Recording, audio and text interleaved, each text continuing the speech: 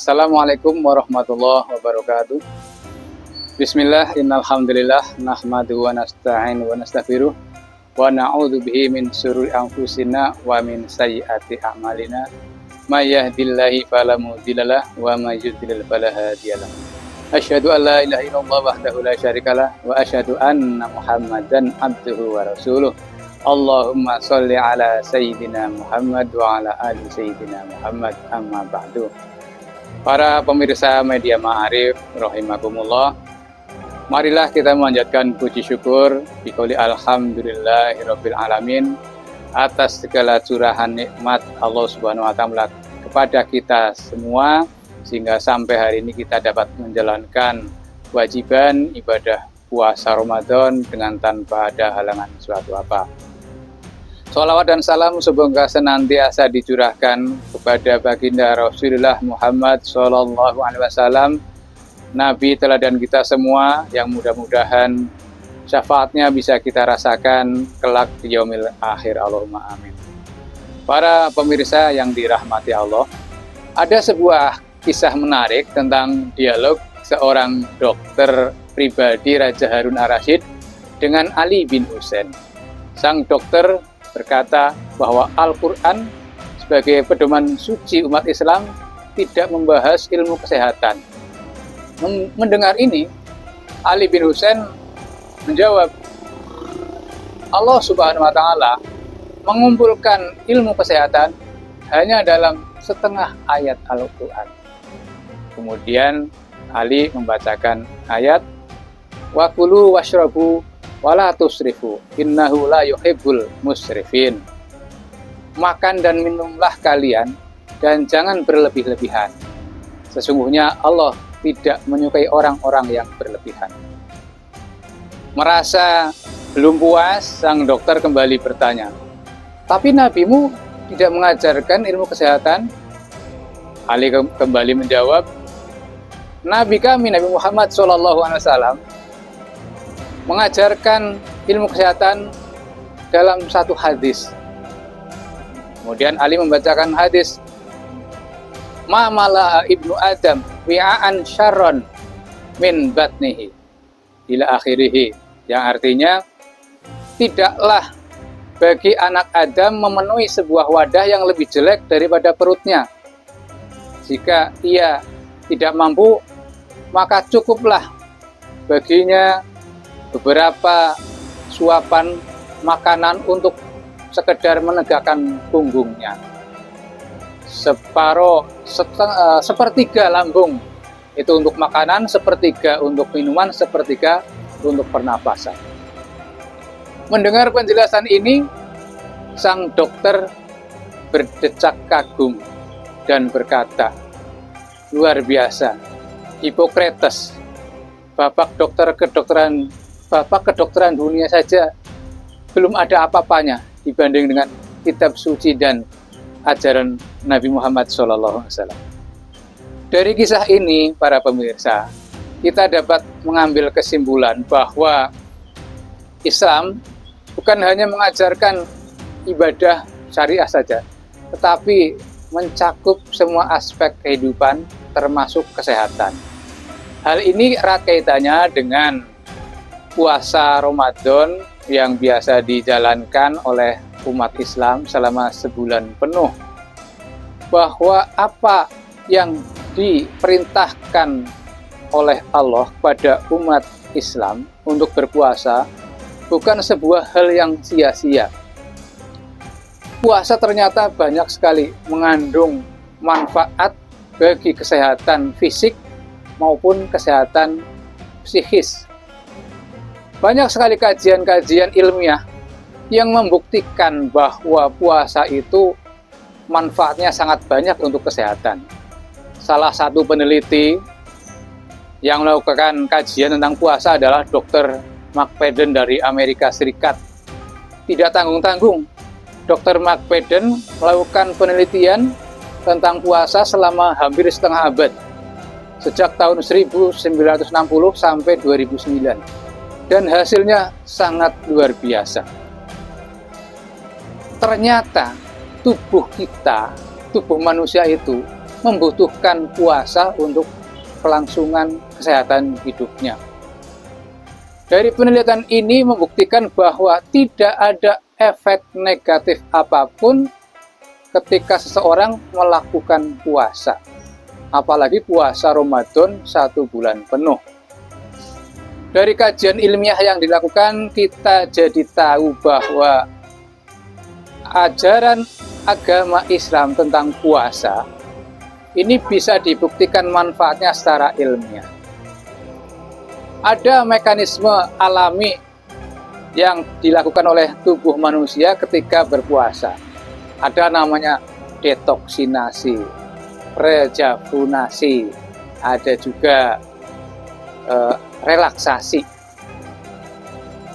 Proses yang dialami oleh tubuh ketika berpuasa ini diawali dengan berhentinya alat-alat pencernaan untuk bekerja. Selama 14 jam kita berpuasa, alat pencernaan kita, lambung, usus, hati, pankreas, semuanya diberi jatah untuk istirahat. Betapa senangnya ketika kita kerja kok dikasih jatah istirahat. Demikian juga alat-alat pencernaan manusia, ketika diberi waktu istirahat, maka akan merasa senang. Dalam proses puasa ini, terjadi yang namanya detoksinasi, atau mekanisme dalam tubuh untuk mengeluarkan zat-zat beracun. Nah, ini sudah dilakukan penelitian ya. Bukan hanya oleh dokter Amerika, juga oleh dokter di Jepang. Detoksinasi yang terjadi ini diawali dari proses penyerapan karbohidrat sebagai unsur yang menghasilkan energi.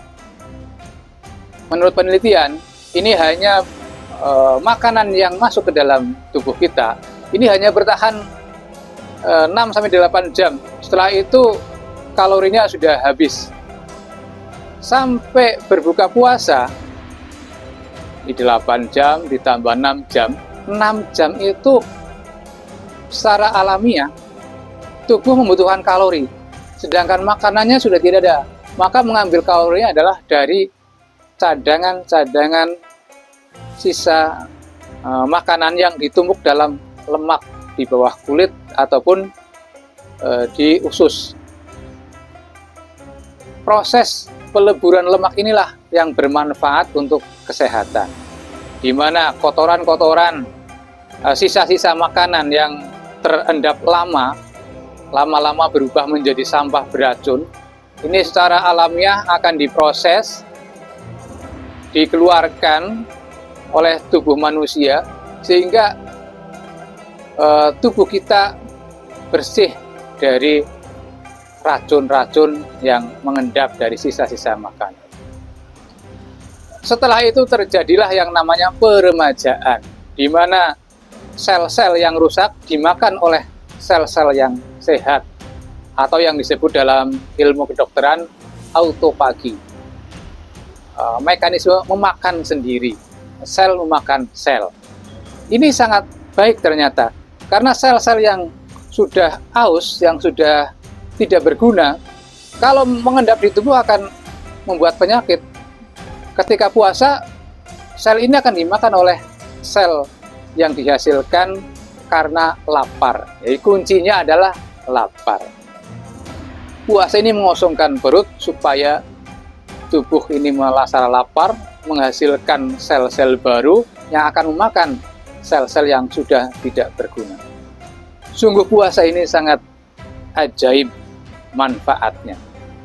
Tidak salah ketika Imam Ghazali menyampaikan juga dalam Ihya Ulumuddin bahwa manusia itu kesehatannya sangat dipengaruhi oleh apa yang masuk ke dalam perut. Al-bitnatu asludda wal khimyatu aslud dawa. Bahwa perut adalah sumber penyakit dan mengosongkan perut adalah sumber obat. Ini kan keren sekali. Di saat ilmu kedokteran belum berkembang, ternyata Islam sudah memiliki pengetahuan yang dalam tentang kesehatan. Dengan mengosongkan perut, bukan hanya kesehatan fisik yang ditimbulkan, tetapi juga kesehatan rohani atau psikis. Dr. Mark Pedden mencatat lebih kurang ada 11 manfaat puasa. Selain mekanisme detoksinasi tadi, ada peremajaan sel-sel, juga menjernihkan pikir dan daya ingat. Nah, ini yang penting, bahwa manusia selama berhari-hari berpikir, mendengar, melihat sesuatu yang belum tentu bermanfaat, ini juga akan mengendap dalam pikiran. Dengan puasa, mekanisme puasa, hal-hal ini akan mulai terkikis. Apalagi ketika puasanya menjalankan dengan sunah-sunahnya, menghindari menghibah, menghindari adu domba, menghindari pandangan maksiat, menghindari ucapan-ucapan kotor, menebalkan rasa kepedulian sosial terhadap sesama dengan banyak bersedekah. Ini sangat positif untuk menguatkan bangunan mentalitas kita. Jadi sungguh umat Islam ini beruntung dengan adanya ajaran puasa. Dengan puasa, tubuh kita akan sehat, rohani kita juga akan sehat. Marilah kita jaga puasa kita dengan sebenar-benarnya. Kita tingkatkan kualitas puasa kita, bukan sekedar puasa yang menjaga dari makan minum, tetapi puasa untuk menjaga perilaku yang negatif.